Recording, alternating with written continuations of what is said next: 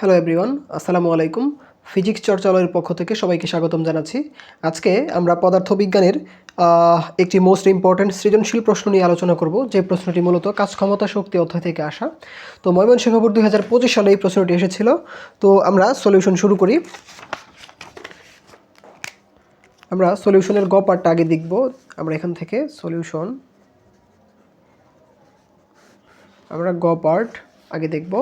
গ পার্টে কী বলা আছে, তো প্রথমত আমি প্রশ্নটা পড়ে নিব। প্রশ্নটা পড়লে আমার পরে উদ্দীপকটা ধরতে সুবিধা হয়। তোমরা এই প্রসেসিংয়ে আগাবে, এই টেকনিকটা অবলম্বন করবে, তো অবশ্যই তোমরা এখান থেকে ভালো একটা আউটপুট তোমরা নিয়ে আসতে পারবে, অর্থাৎ যা চেয়েছে তোমরা এখানে ইজিলি বের করতে পারবে। তো প্রথমত দৃশ্যকল্প 1 অনুসারে বস্তুটির বিচরণকাল নির্ণয় করো। তো বিচরণকাল এটা বেসিক্যালি হচ্ছে তোমার গতি অধ্যায়ের সাথে কানেক্টেড, বাট চতুর্থ অধ্যায়ের একটি কোশ্চেনের মধ্যে এটা দিয়ে দিয়েছে। তো আমি এটা সহ আমি এখানে অ্যাড করে দিলাম। তো আমরা বিচরণকালের একটা ফর্মুলা আমরা আগে প্রথমত জানবো যে বিচরণকালটা কি অ্যাকচুয়ালি। আমি যদি বলার চেষ্টা করি যে আমরা জানি যে একটা ফর্মুলা আমরা জানি যে v equal u minus g t, ঠিক আছে। তো একটি বস্তুকে তুমি যখন ভূমি থেকে উপরে উঠাবা, তখন এই বস্তুটা হচ্ছে টি সময়ে যখন তুমি উপরে উঠাবা, তখন সেটা এই ফর্মুলাটা আমাদের পড়বে, ঠিক আছে। V equal u minus g t, অর্থাৎ নিক্ষিপ্ত বস্তুর জন্য।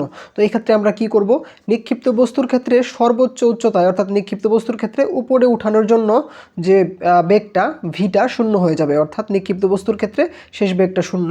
তাহলে আমাদের এখানে কি থাকবে, ইউ মাইনাস জিটি, অর্থাৎ নিক্ষিপ্ত বস্তুর জন্য ইউ এর মানটা থাকে, ভি এর মানটা কিন্তু থাকে না, ভি এর মানটা শূন্য হয়ে যায়। তাহলে আমরা এখান থেকে কি বলতে পারি, ইউ ইকুয়াল জিটি, অতএব টি সমান ইউ ডিভাইডেড বাই জি। অর্থাৎ একটা বস্তুকে তুমি যখন উপরে উঠাবা তখন এই ফর্মুলাটা অ্যাপ্লাই করতে হবে, টি ইকুয়াল ইউ ডিভাইডেড বাই জি, ঠিক আছে। এটা হচ্ছে উত্থানকালের ফর্মুলা। এটা কি বেসিক্যালি, এটা হচ্ছে উত্থান কাল। তো এখন একটা বস্তুকে তুমি যখন উপরে উঠাবা, একটা ছাদে হচ্ছে উপরে উঠাবা, তো এই বস্তুটা অবশ্যই ভূমি থেকে যখন উপরে উঠাবা তখন বস্তুটা ছাদের মধ্যে গিয়ে বা উপরে উঠে নিশ্চয়ই আবার বস্তুটা নিচের দিকে নেমে আসবে। তো একটা বস্তুকে তুমি নর্মালি উপরে উঠাইলা, বস্তুটা অবশ্যই নিচের দিকে নেমে আসবে, ঠিক আছে। উপরে যদি কোনো বাধা না থাকে তাহলে অবশ্যই সেটা কিন্তু নিচের দিকে পতিত হবে। তাহলে উপরে উঠতে যে সময় সেটাকে আমি টি ধরলাম, আর নিচে নামতে যে সময় সেটাও আমরা টি ধরলাম। তাহলে এই যে উপরে উঠতে যে সময় লাগলো, নিচে নামার সময়টা কি একই থাকবে না ভিন্ন থাকবে? অবভিয়াসলি একই থাকবে, কারণ উপরে উঠতে যতটুকু সময় লেগেছে নিচে নামতেও কিন্তু ঠিক ততটুকুই সময় লেগেছে। তাহলে আমরা কি বলতে পারি, উপরে ওঠার জন্য সময় এবং নিচে নামার জন্য সময় কিন্তু আমাদের সমান। তাহলে আমরা উপরে উঠতে সময় যদি আমরা টি চিন্তা করি, যেটার নাম দিয়েছি উত্থানকাল, তাহলে নিচে নামার জন্য একটা ফর্মুলা আছে, সেই ফর্মুলাটাকে আমরা বলতে পারতেছি u equal t equal u divided by g. এটাকেও আমরা সূত্র বলতে পারি, ঠিক আছে। তাহলে এটা নামার জন্য ফর্মুলাকে আমরা কি বলতে পারি বাংলায়, এটাকে বলতে পারি হচ্ছে পতনকাল। বস্তুটা যখন পড়বে তখন যে সময় লাগবে। তাহলে আগেই বলেছিলাম উত্থানকাল এবং পতনকাল দুটো আমাদের সমান হবে। তাহলে বস্তুটা কত সময় উপরে থাকবে, ঠিক আছে, ভাসমান থাকবে, বা বস্তুটার বিচরণকালটা কত, উপরে উঠতেছে বস্তুটা নিচে নামতেছে, তাহলে এই টোটাল সময়টা আমাদের কত, টি প্লাস টি, আমরা কি বলতে পারি, টোটাল টি, ঠিক আছে। এটাকে আমরা ক্যাপিটাল টি দিয়ে প্রকাশ করলাম। তাহলে আমাদের এখানে কি হবে, 2 ইন্টু টি, যেটাকে আমরা কি বলতে পারি, 2 ইন্টু টি এর ফর্মুলাটা কি, ইউ ডিভাইডেড ভাগ জি। এইটাই হচ্ছে আমার বেসিক্যালি বিচরণকালের ফর্মুলা, যা আমরা যদি একটু আলাদা করে লিখি, টি ইকুয়াল 2 ইউ ডিভাইডেড ভাগ জি। এটা হচ্ছে বিচরণকালের ফর্মুলা, ঠিক আছে। উত্থানকাল এবং পতনকালকে আমরা যোগ করলে কি পাচ্ছি, বিচরণকাল পাচ্ছি। তো আশা করি এই বেসিকটা এখানে ক্লিয়ার হয়ে গেছে। তো এই ছোটো একটা বেসিকের উপরে ভিত্তি করে আমাদের গ পার্টের প্রশ্নটি আমরা সলিউশন করি। বলেছে যে বিচরণকাল নির্ণয় করো। তো আমরা প্রথমত বিচরণকালটা নির্ণয় যদি করি, কি কি দেওয়া আছে, গ পার্টে গিভেন আছে 50 মিটার পার সেকেন্ড বেগে খাড়া উপরের দিকে নিক্ষেপ করা হয়েছে। তাহলে অবশ্যই নিক্ষিপ্ত বস্তুর জন্য ইউ ইকুয়াল দেওয়া আছে 50 মিটার পার সেকেন্ড। আমরা জি এর মান জানি 9.8 মিটার পার সেকেন্ড স্কোয়ার, ঠিক আছে, এত মিটার পার সেকেন্ড স্কোয়ার। তাহলে আমরা এখান থেকে কি বলতে পারি বলো তো, আমরা বিচরণকাল টি ইকুয়াল হোয়াট আমরা বলতে পারি। তুমি সাইডে বাংলাটা লিখে দিবা, আমি সময় স্বল্পতার জন্য আমরা হচ্ছে সময়টাকে একটু মেনটেন করার জন্য আমি বাংলা লিখছি না। তো আমরা কি জানি, আমরা জানি টি ইকুয়াল 2 ইউ ডিভাইডেড ভাগ জি, ঠিক আছে। তাহলে 2 ইন্টু ইউ এর মানটা কত বসাবো, 50, এবং জি এর মান হচ্ছে 9.8। এটা আমরা ক্যালকুলেশন একটু করি, 50 ইন্টু 2 ডিভাইডেড ভাগ 9.8, এটা আসবে 10.20, ঠিক আছে, 10 0.20 বিচরণকাল, এটা একটা সময় বোঝাচ্ছে, তাহলে অবশ্যই এটার এককটা কি হবে? সেকেন্ড হবে। তো এটাই হচ্ছে এই অঙ্কের সমাধান। তো প্রশ্নটি আশা করি বুঝতে পেরেছো। বিচরণকালের ফর্মুলাটা মনে রাখতে হবে, T = U / G। এটার পাশাপাশি আরেকটা ফর্মুলা আছে, T = U/G। এটা হচ্ছে উত্থানকাল বা পতনকালের ফর্মুলা, ঠিক আছে? উত্থানকাল এবং পতনকাল যোগ করলেই আমরা কিন্তু কি পাচ্ছি? বিচরণকালটা পাচ্ছি। এরপরের প্রশ্নে আমরা যাই, সলিউশন ঘ পার্টে। সলিউশন ঘ পার্টে আমরা যেটা পাচ্ছি সেটা হচ্ছে সলিউশন ঘ পার্টে আমরা কি বলবো? দেখো প্রশ্নটি কি বলা আছে, দৃশ্যকল্প 2 অনুসারে, ঠিক আছে? এখানে দুটো দৃশ্যকল্প বলা আছে। দৃশ্যকল্প 1 অনুসারে আমরা কিন্তু একটা কোশ্চেন আমরা সলভ করে ফেলেছি। দৃশ্যকল্প 2 অনুসারে আমরা কি প্রশ্ন চেয়েছে, যে দৃশ্যকল্প 2 অনুসারে প্রথম স্প্রিংয়ের তুলনায় দ্বিতীয় স্প্রিং কত গুণ হবে, গাণিতিক বিশ্লেষণ দাও, ঠিক আছে? দৃশ্যকল্প 2-এ দুইটা স্প্রিংয়ের কথা বলা হয়েছে, যে দুটো স্প্রিংয়ের স্প্রিং ধ্রুবক, যেটাকে আমরা কে দ্বারা সূচিত করেছি।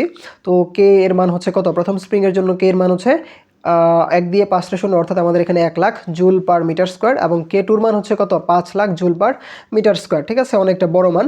তো যাই হোক, স্প্রিং দুটিতে সমান বল প্রয়োগ করায় সমান শক্তি সঞ্চিত হলো, এই কথাটা অবশ্যই মাথায় রাখতে হবে। সমান বল প্রয়োগ করার ফলে কি হয়েছে? সমান শক্তি অর্জিত হয়েছে বা সঞ্চিত হয়েছে। এখানে কিন্তু শক্তিটা সমান, দুটো স্প্রিংয়ের জন্য শক্তি সমান। তো আমরা হচ্ছে কি জানি, যে স্প্রিংয়ের সঞ্চিত শক্তি বা স্প্রিংয়ের শক্তিটা আমরা কি জানি বলতো? আমরা স্প্রিংয়ের শক্তিটা জানি হচ্ছে যে W = ½ kx², যেখানে W হচ্ছে স্প্রিংয়ের শক্তি, আর হাফ তো হাফ কনস্ট্যান্ট, কে এর মান কত? কে এর মান হচ্ছে ধ্রুবক, ঠিক আছে? কে এটাকে পরিচয় কি? ধ্রুবক। এবং এক্স এর মানটা কি? এক্স এর মান আমাদের প্রকাশ করতে হয় হচ্ছে স্প্রিংয়ে কতটুকু সরণ হয়েছে বা কতটুকু সংকুচিত বা প্রসারিত হয়েছে সেই মানটি। তাহলে স্প্রিংয়ের শক্তি বা স্প্রিংয়ের সঞ্চিত শক্তি বা স্প্রিংয়ের মধ্যকার যে শক্তি, সেটাকে আমরা বিভব শক্তি হিসেবেও প্রকাশ করতে পারি। এটাকে তুমি চাইলে ইপিও বলতে পারতে। তাহলে আমাদের এই শক্তির ফর্মুলা হচ্ছে ½ kx², ঠিক আছে? তাহলে আমরা প্রথমত কি করব, দুটো স্প্রিংয়ের জন্য যেহেতু বলেছে, তাহলে আমরা বলবো যে প্রথম স্প্রিংয়ের জন্য প্রথম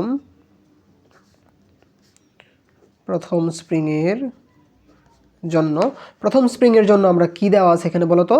প্রথম স্প্রিংয়ের জন্য K1, অর্থাৎ স্প্রিং ধ্রুবক দেওয়া আছে। স্প্রিং ধ্রুবক 1 2 3 4 5 জুল পার মিটার স্কোয়ার, অর্থাৎ 1 লক্ষ। এরপর হচ্ছে এখানে কি দেওয়া আছে? প্রথম স্প্রিংয়ের জন্য আর তো কোনো ইনফরমেশন দেওয়া নেই। আচ্ছা, তাহলে আমরা ধরে নিব যে প্রথম স্প্রিংয়ের হচ্ছে সরণ, ঠিক আছে? প্রথম স্প্রিংয়ের জন্য সরণ হচ্ছে x1, ঠিক আছে? সরণ হচ্ছে x1 আমরা ধরে নিলাম। এরপর প্রথম স্প্রিংয়ের জন্য আমাদের কাজের ফর্মুলাটা কি আসবে বা শক্তির ফর্মুলাটা কি আসবে? আমরা বলতে পারি W1 = ½ kx², তাই না? যেহেতু প্রথম স্প্রিংয়ের জন্য, তাহলে আমি এখানে 1 দিয়েছি, এখানে K1 দিব, এখানে x1 দিব। ওকে, এটাকে আমরা 1 নাম্বার সমীকরণ দিলাম। ঠিক অনুরূপভাবে আমরা দ্বিতীয় স্প্রিংয়ের জন্য কি বের করব? দ্বিতীয় স্প্রিংয়ের জন্য আমরা কি দেওয়া আছে বলো তো? K2 মানটা কত দেওয়া আছে? এখানে 5 দিয়ে এরপরে কয়টা শূন্য দিয়েছি? 5টা শূন্য, তাহলে 5 লক্ষ, ঠিক আছে? তাহলে হবে 5 1 2 3 4 5 lakh joule per metre square. এবং ধরে নিলাম যে দ্বিতীয় স্প্রিংয়ের সরণ হচ্ছে x2। দ্বিতীয় স্প্রিংয়ের সরণ কতটুকু? x2। তাহলে আমরা দ্বিতীয় স্প্রিংয়ের জন্য আমাদের কি বের করতে হবে এখন বলো তো? আমাদের কাজ বা শক্তির ফর্মুলাটা আমরা একটু বসিয়ে দিই। W সমান কি হবে? ½ kx²। যেহেতু 2 নাম্বার স্প্রিং, তাহলে K2 x2²। এটাকে আমরা 2 নাম্বার ইকুয়েশন দিলাম। তাহলে আমি একটু পরের পেজে যাচ্ছি। পরের পেজে আমরা যাই। পরের পেজে গেলে আমাদের কি হবে? আমি একটু ওই পেজেই যাচ্ছি।